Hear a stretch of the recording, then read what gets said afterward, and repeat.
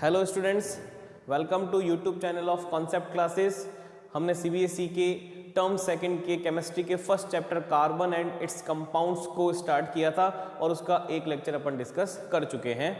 आज बारी है लेक्चर सेकंड की। जिन बच्चों ने भी लेक्चर 1 नहीं देखा वो सबसे पहले लेक्चर 1 को देखिए, क्योंकि वहाँ पर अपन ने कार्बन की बेसिक प्रॉपर्टीज़ को डिस्कस किया था कि वो किस तरह की बॉन्डिंग वगैरह करता है।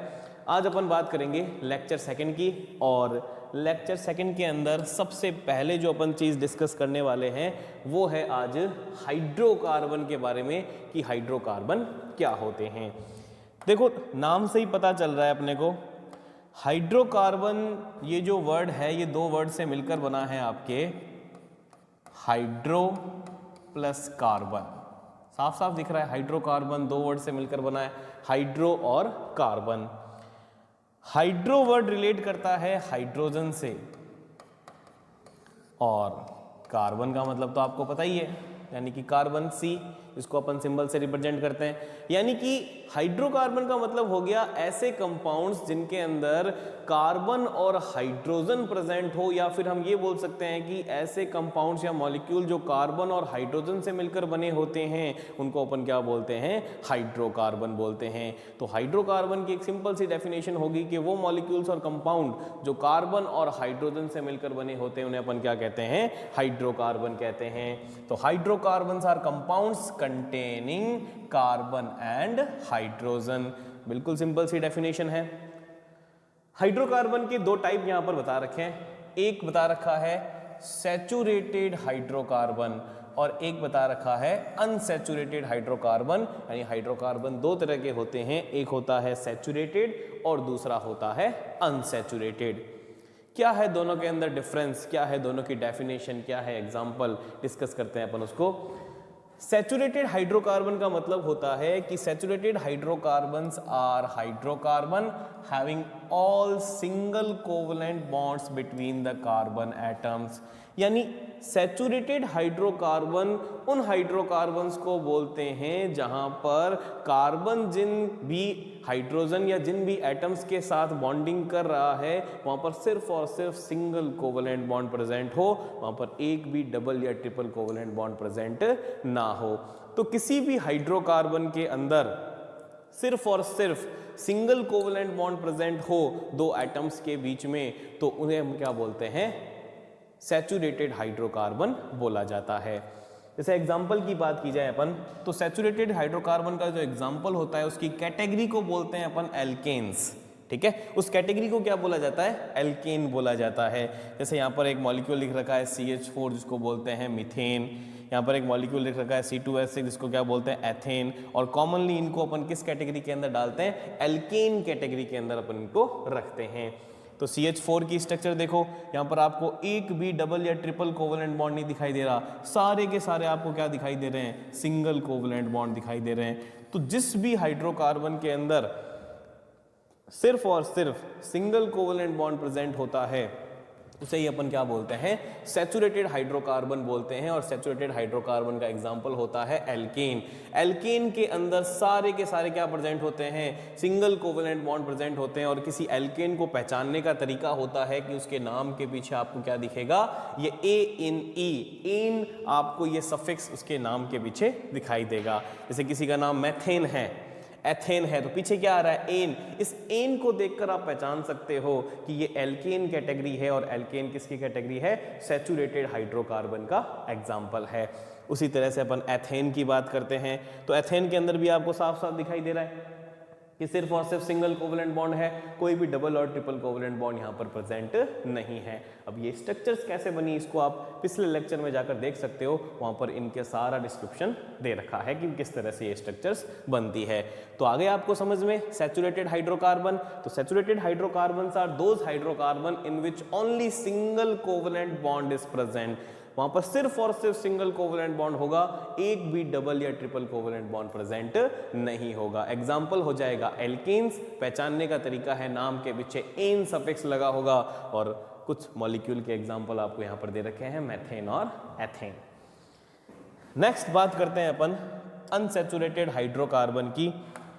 अनसैचुरेटेड हाइड्रोकार्बन की बात की जाए तो डेफिनेशन क्या बन जाएगी इसकी, Unsaturated hydrocarbons are hydrocarbons having a double or triple covalent bond between two carbon atoms.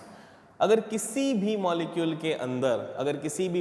के अंदर कार्बन कार्बन के बीच में एक या एक से ज़्यादा डबल या ट्रिपल कोवलेंट बॉन्ड प्रेजेंट है तो उसे अपन क्या बोलते हैं? अनसैचुरेटेड हाइड्रोकार्बन बोलते हैं। चाहे डबल बॉन्ड हो चाहे ट्रिपल बॉन्ड हो, दोनों ही किस कैटेगरी के अंदर जाते हैं? अनसैचुरेटेड हाइड्रोकार्बन की कैटेगरी के अंदर रखे जाते हैं। आई बात समझ में? तो अनसैचुरेटेड के अंदर दो कैटेगरी आ जाएगी, डबल बॉन्ड वाली और ट्रिपल बॉन्ड वाली। डबल बॉन्ड कंटेनिंग मॉलिक्यूल्स को बोला जाता है एल्कीन्स और ट्रिपल बॉन्ड कंटेनिंग मॉलिक्यूल्स को बोला जाता है एल्काइंस। यानी कि जिन मॉलिक्यूल्स में डबल कोवलेंट बॉन्ड प्रेजेंट होता है उसको अपन क्या बोलते हैं? एल्कीन्स। और जहां पर ट्रिपल कोवलेंट बॉन्ड प्रेजेंट होता है उसको अपन क्या बोलते हैं? एल्काइंस। तो देखो एल्कीन्स की डेफिनेशन क्या है?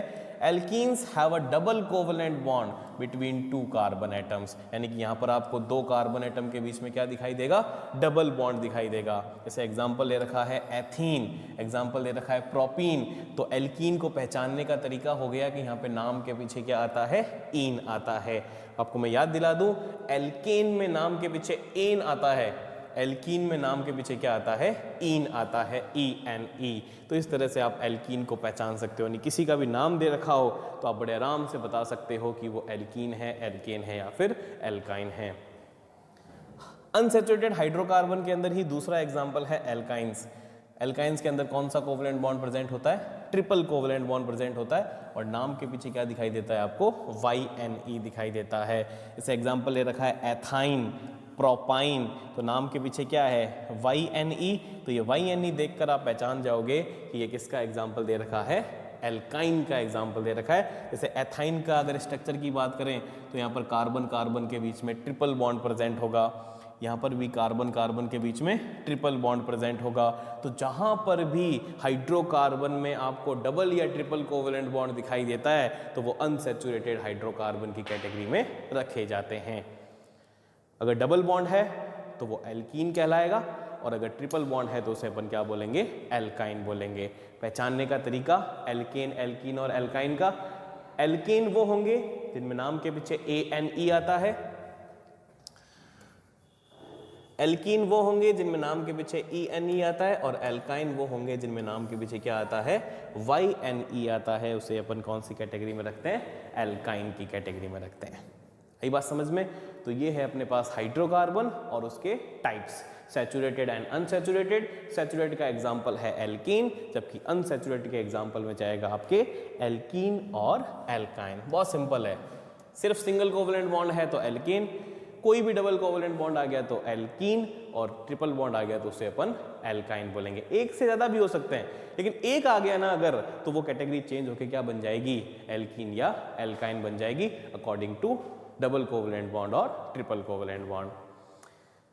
नेक्स्ट टॉपिक की बात करते हैं अपन, होमोलोगस सीरीज। क्या होती है होमोलोगस सीरीज उसकी बात करते हैं अपन। सबसे पहले इसकी डेफिनेशन देखता है। Homologous series is a group of carbon compounds having similar structures, similar chemical properties and whose successive member differ by a CH2 group। क्या मतलब हो गया? मतलब हो गया कि सीरीज है तो उसमें एक से ज़्यादा मेंबर होंगे, लेकिन उन मेंबर की एक खास बात होनी चाहिए कि उनकी स्ट्रक्चर एक जैसी होनी चाहिए। एक जैसी का मतलब हूबहू सेम नहीं है, या हूबहू सेम का, एक जैसे का मतलब हूबहू सेम नहीं है। एक जैसे का मतलब है कि हाँ सिमिलर पैटर्न फॉलो करना चाहिए स्ट्रक्चर्स का। अगर सिमिलर पैटर्न फॉलो करेगी तो जाहिर सी बात है कि उनकी केमिकल प्रॉपर्टीज क्या आ जाएगी? सेम आ जाएगी। लेकिन उनके सक्सेसिव मेंबर में, यानी कि सीरीज है तो उसमें एक से ज्यादा मॉलिक्यूल होंगे, तो अब जब आप सक्सेसिव मेंबर की बात करोगे एक मॉलिक्यूल से दूसरे में, दूसरे से तीसरे में, तो उनके बीच में क्या डिफरेंस होना चाहिए? एक CH2 का डिफरेंस होना चाहिए। जैसे कि यहाँ पर एक एग्जाम्पल दे रखा है आपको एल्केन की होमोलोगस सीरीज का। किसका एग्जाम्पल दे रखा है? एल्केन की होमोलोगस सीरीज का एग्जाम्पल दे रखा है। यहाँ पर आपको मैथेन दे रखा है, एथेन दे रखा है, प्रोपेन दे रखा है, ब्यूटेन दे रखा है और पेंटेन दे रखा है। सबके नाम के पीछे एन आ रहा है, इसका मतलब ये क्या है? एल्केन है। सक्सेसिव मेंबर है, ये कैसे पता किया? यहाँ एक कार्बन था, यहाँ दो कार्बन हो गए, तीन कार्बन हो गए, चार कार्बन हो गए और यहाँ कितने कार्बन हो गए? 5। एक के बाद तो दो ही आएगा, ऑब्वियसली बात है, दो के बाद तो तीन ही आएगा, ऑब्वियसली बात है। आई बात समझ में? तो ये क्या दे रखे हैं इसके सक्सेसिव मेंबर। अब दो सक्सेसिव मेंबर के बीच में डिफरेंस देखो, यहाँ है CH4, अगर मैं इस CH4 के अंदर एक CH2 ऐड कर दूं तो ये क्या बन जाएगा, C2H6 ही बन जाएगा। और देखो नेक्स्ट मेंबर क्या है, C2H6, यानी कि यहां पर दो के बीच में क्या डिफरेंस है, एक CH2 का डिफरेंस है। C2H6 के अंदर मैं एक और CH2 ऐड कर दूं तो ये बन जाएगा C3H8, यानी नेक्स्ट होमोलोगस उसका क्या हो गया, नेक्स्ट मेंबर क्या होगा उसका, C3H8। बिल्कुल, ये भी C3H है। इसका मतलब ये जो चार एग्जाम्पल या चार मॉलिक्यूल लेकर एक सीरीज बनाई गई है, ये पूरी सीरीज क्या कहलाएगी, होमोलोगस सीरीज कहलाएगी। चूंकि ये एल्केन है सारे मॉलिक्यूल, इसका मतलब इस सीरीज को अपन क्या बोलेंगे, इस सीरीज को अपन बोलेंगे होमोलोगस सीरीज ऑफ एल्कीन। क्या बोल देंगे इसको अपन, होमोलोगस सीरीज ऑफ एल्कीन। तो होमोलोगस का मतलब क्या हो गया, होमोलोगस का मतलब हो गया कि ऐसे ग्रुप्स, मॉलिक्यूल का ऐसा ग्रुप जहां पर आपको स्ट्रक्चर उनकी सिमिलर दिखाई देगी, केमिकल प्रॉपर्टीज उनकी सेम होगी, और सक्सेसिव मेंबर में एक CH2 का डिफरेंस। इनकी स्ट्रक्चर देखो, सब में एक सिमिलर पैटर्न फॉलो हो रहा है, क्या कि सबके अंदर सिर्फ और सिर्फ सिंगल कोवलेंट बॉन्ड है, सबके अंदर सिर्फ और सिर्फ क्या प्रेजेंट है, कार्बन और हाइड्रोजन में सिंगल कोवलेंट बॉन्ड प्रेजेंट है। तो स्ट्रक्चर में सिमिलरिटी है। चूंकि ये सारे एल्केन के मेंबर यानी सब एल्केन हैं, तो इनकी केमिकल प्रॉपर्टीज भी क्या होगी, बिल्कुल जाहिर सी बात है सेम होगी। और सक्सेसिव मेंबर में क्या डिफरेंस है, एक CH2 का डिफरेंस है, तो ये क्या बन जाएगी, एल्केन की होमोलोगस सीरीज बन जाएगी। नेक्स्ट एग्जांपल है आपके पास एल्कीन की होमोलोगस सीरीज। ठीक है, एक चीज और अपन बात कर लेते हैं, कई बार क्वेश्चन पूछ लेता है कि ये जो एल्केन है या फिर एल्केन की होमोलोगस सीरीज है, उनका जनरल फॉर्मूला क्या है, यानी कि जितने भी मेंबर्स होंगे वो किस जनरल फॉर्मूला को फॉलो करेंगे, तो वो CnH2n को फॉलो करेंगे, जहां पर n जो होता है वो नंबर ऑफ कार्बन एटम को रिप्रेजेंट करता है। किसको रिप्रेजेंट करता है, n, number of carbon atom को। क्या मतलब है इसका CnH2n+2 का, इसका मतलब ये है कि एल्केन के अंदर जितने भी कार्बन होंगे उससे डबल से दो ज्यादा क्या प्रेजेंट होती है, हाइड्रोजन प्रेजेंट होती है। दोबारा सुन लेना, CnH2n+2 का मतलब क्या हो गया कि जितने भी कार्बन होंगे उससे डबल से दो ज्यादा क्या प्रेजेंट होगी, हाइड्रोजन प्रेजेंट होगी। अगर कार्बन n है तो हाइड्रोजन कितनी है, 2n+2, यानी कि डबल से दो ज्यादा। देखो कार्बन 1 तो डबल कितना हो गया, 2, और 2 में 2 ऐड करोगे तो क्या आएगा, 4, तो हाइड्रोजन कितनी होगी, 4। कार्बन 2 डबल कितना हो गया, 4, 4 में 2 ऐड करोगे क्या आ जाएगा, 6, 3 का डबल 6, 6 में 2 ऐड करोगे 8, यानी कि सारे के सारे एल्केन जो होते हैं वो किस फॉर्मूले को फॉलो करते हैं, CnH2n को फॉलो करते हैं। होमोलोगस सीरीज में नेक्स्ट एग्जांपल ले रहे हैं अपन एल्कीन का। एल्कीन के जो एग्जांपल्स होते हैं, मॉलिक्यूल्स होते हैं, वो किसको फॉलो करते हैं, CnH2n जनरल फॉर्मूले को क्या करते हैं, फॉलो करते हैं। जैसे देखो एथीन आ गया, प्रोपीन आ गया, ब्यूटीन आ गया, पेंटीन आ गया, C2H4 ये है एल्कीन का सबसे पहला मेंबर। इसके अंदर एक CH2 ऐड करो, देखो क्या बनता है, जैसे ही एक CH2 ऐड करोगे ये बन जाएगा C3H6, यानी कि नेक्स्ट मेंबर कौन होना चाहिए, C3H6 होना चाहिए।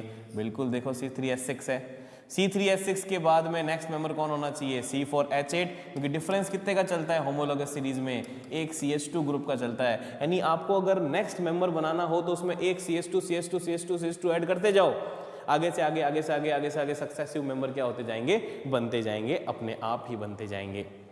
इसका मतलब ये जितने भी मॉलिक्यूल्स हैं यहाँ पर सक्सेसिव मेंबर में CH2 का डिफरेंस है, तो ये जितना भी मॉलिक्यूल की एक पूरी सीरीज बन रखी है, इसको क्या बोलेंगे अपन, होमोलोगस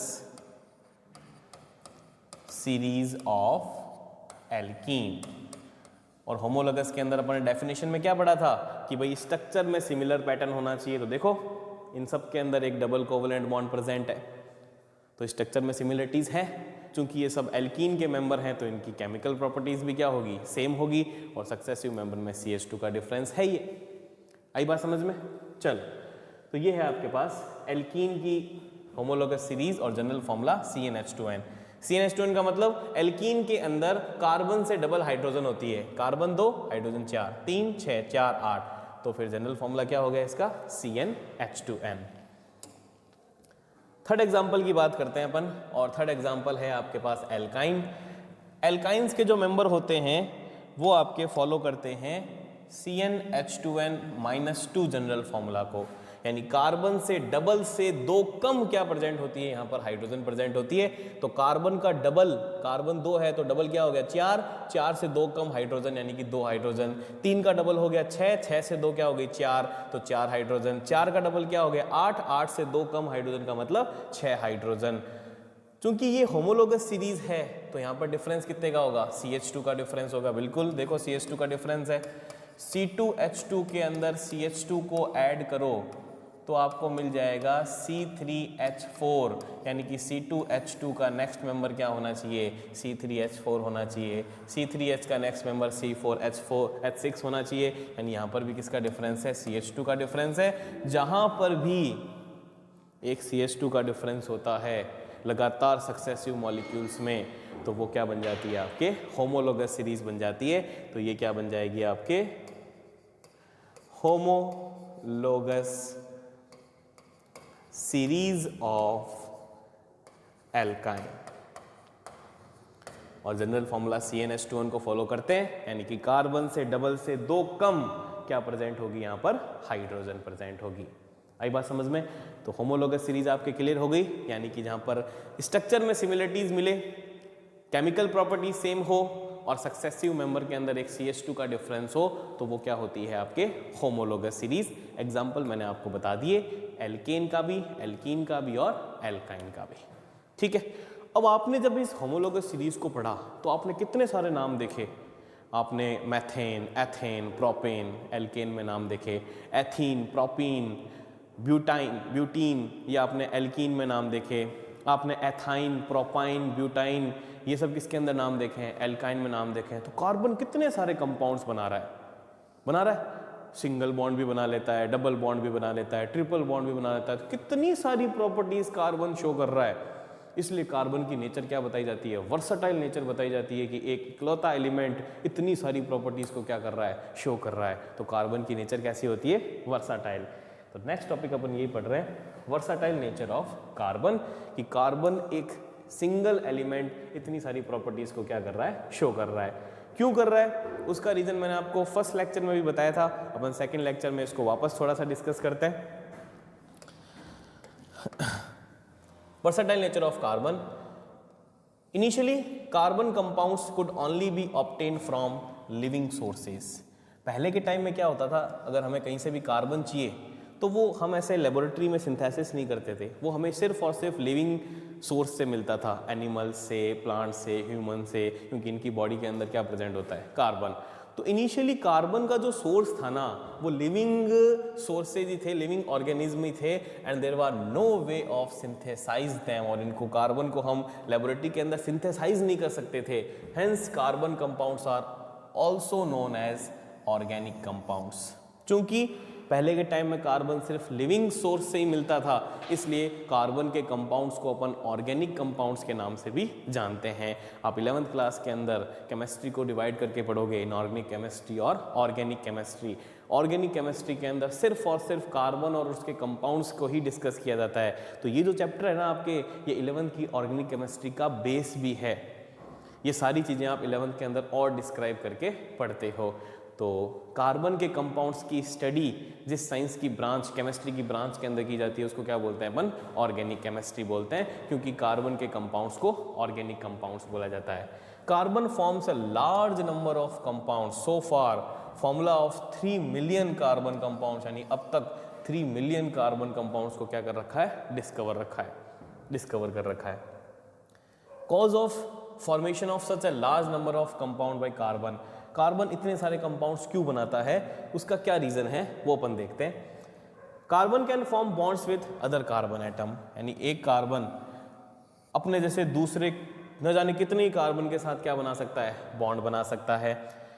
सिंगल चेन के फॉर्म में भी बना सकता है, ब्रांच के फॉर्म में भी बना सकता है, साइकिल के फॉर्म में भी बना सकता है। ये मैंने आपको फर्स्ट लेक्चर में बताया था।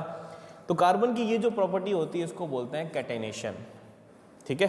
तो कार्बन अपने जैसे दूसरे कार्बन के साथ चेन फॉर्म में, ब्रांच फॉर्म में, साइकिल फॉर्म के अंदर जुड़ के नए नए तरह के कंपाउंड्स बनाता है और कार्बन की इस प्रॉपर्टी को क्या बोलते हैं, कैटाइनेशन बोलते हैं। Because of catenation carbon can form a long chain making bond with other carbon atoms. Carbon can make single bond, double bond, triple bond by catenation. तो इस catenation के कारण ही क्या होता है, कार्बन अपने जैसे दूसरे कार्बन एटम्स के साथ में single, double, triple covalent bond बना लेता है और इतने लार्ज नंबर ऑफ कंपाउंड्स की फॉर्मेशन करता है। Carbon can form branch chain along with straight chain while combining with carbon atoms, यानी एक कार्बन दूसरे कार्बन एटम के साथ सिंगल चेन तो बना ही रहा है, साथ साथ में वो क्या कर सकता है, ब्रांच भी बना सकता है। इस तरह से ब्रांचिंग टाइप के कंपाउंड्स भी क्या कर सकता है, वो शो कर सकता है, ठीक है। इसके अलावा हमने लास्ट लेक्चर में पढ़ा था कि वो साइक्लिक फॉर्म में भी कंपाउंड बना सकता है। तो इस तरह से एक कार्बन दूसरे कार्बन के साथ साइक्लिक फॉर्म के अंदर जुड़ के साइक्लिक कंपाउंड की फॉर्मेशन भी कर सकता है। तो स्ट्रेट चेन भी बना रहा है, ब्रांच भी बना रहा है, साइकिल भी बना रहा है, इतनी सारी वैरायटी है उसके पास, इसलिए इतने ज़्यादा तरह के कंपाउंड्स वो बना लेता है। तो ये तो पहला रीजन था कैटाइनेशन, जिसके कारण carbon large number of compounds बनाता है। इसके अलावा due to the valency of 4, हमें पता है कार्बन की वैलेंसी कितनी होती है, 4, यानी कार्बन कितने बॉन्ड बनाता है, 4 बॉन्ड बनाता है। तो 4 अपने आप में एक बहुत बड़ा नंबर होता है बॉन्ड बनाने के हिसाब से। Carbon is a capable of bonding और pairing with 4 other carbon atoms और with the atoms of some other monovalent element. Monovalent का मतलब जो खुद सिंगल बॉन्ड बनाते हैं उनको क्या बोलते हैं, मोनोवेलेंट। तो कार्बन अपने जैसे 4 कार्बन के साथ या दूसरे मोनोवेलेंट कंपाउंड्स के साथ, मोनोवेलेंट का मतलब हो गया जो सिंगल बॉन्ड बनाते हैं, उनके साथ 4 बॉन्ड की क्या कर सकता है, फॉर्मेशन कर सकता है। It also form compound with oxygen, nitrogen, sulphur, hydrogen and many other elements. इसके अलावा कार्बन ऑक्सीजन के साथ, नाइट्रोजन के साथ, सल्फर के साथ और न जाने कितने सारे एलिमेंट हैं जिनके साथ कार्बन बॉन्ड बना सकता है। तो कार्बन इतने सारे अदर एलिमेंट्स के साथ कंपाउंड्स बनाता है, इसीलिए कार्बन के कंपाउंड्स क्या होते हैं, इतने लार्ज अमाउंट के अंदर है। This give rise two compounds with specific properties which depends on the element other than carbon present in the molecule. Bonds which carbon forms with the other elements are very strong, thus making these compounds very stable. अब ये है कि दूसरे elements के साथ bond तो चलो बना रहा है, लेकिन वो मॉलिक्यूल स्टेबल भी तो होना चाहिए। वो बॉन्ड स्ट्रांग होगा तभी तो वो मॉलिक्यूल क्या होगा, स्टेबल होगा। तो कार्बन ये जो ऑक्सीजन, सल्फर, नाइट्रोजन इनके साथ बॉन्ड्स बनाता है ना, तो ये बहुत स्ट्रांग बॉन्ड होते हैं। इस कारण वो मॉलिक्यूल भी क्या होता है, स्टेबल होता है। और मॉलिक्यूल स्टेबल है तो नंबर क्या होता जाएगा, बढ़ता जाएगा कार्बन के कंपाउंड्स का। The main reason for such a strong bond formation is the small size of carbon. और ये सारे बॉन्ड इतने स्ट्रॉन्ग क्यों होते हैं, इसका रीजन है कार्बन का स्मॉल साइज, क्योंकि साइज जितना स्मॉल होगा वो बॉन्ड उतना ही क्या होता जाएगा, स्ट्रॉन्ग होता जाएगा। As a result, the shared pair of electrons are tightly held by the nucleus. और जो कार्बन के वो जो शेयर पेयर ऑफ इलेक्ट्रॉन, यानी जब कार्बन बॉन्ड बनाता है तो साइज स्मॉल होगा, तो ये जो शेयर्ड पेयर ऑफ इलेक्ट्रॉन है, न्यूक्लियस क्या करेगा, इन शेयर्ड पेयर ऑफ इलेक्ट्रॉन को और स्ट्रांगली बाउंड कर देगा, स्ट्रांगली इनको बांध के रखेगा, इसलिए वो बॉन्ड क्या बनेगा, स्ट्रांग बनेगा। तो स्मॉल साइज के कारण बॉन्ड स्ट्रांग क्यों बनता है, साइज स्मॉल होगा तो न्यूक्लियस की इन इलेक्ट्रॉन्स तक अप्रोच आसानी से हो जाएगी, क्योंकि बड़ा होता जाएगा तो डिस्टेंस बढ़ती जाएगी। साइज छोटा होगा, न्यूक्लियस की इलेक्ट्रॉन्स पे अप्रोच अच्छी होगी तो न्यूक्लियस उनको अच्छे से हेल्ड करेगा, बांध के रखेगा, तो बॉन्ड क्या बनेगा, आपके स्ट्रॉन्ग बॉन्ड बनेगा। आई बात समझ में? तो ये होता है कार्बन के इतने लार्ज अमाउंट के अंदर कंपाउंड्स बनाने का रीजन। आई बात समझ में? तो अपन ने हाइड्रोकार्बन डिस्कस किया, होमोलोगस सीरीज डिस्कस की और कार्बन की वर्साटाइल नेचर को डिस्कस किया। नेक्स्ट लेक्चर में अपन कार्बन के एलोटॉप्स के बारे में पढ़ेंगे। अगर आपको ये लेक्चर पसंद आया तो वीडियो को लाइक ज़रूर कीजिए, चैनल को सब्सक्राइब कीजिए, शेयर कीजिए, बेल आइकन को प्रेस कीजिए ताकि नए आने वाले वीडियो का नोटिफिकेशन आप तक पहुंच सके सबसे पहले।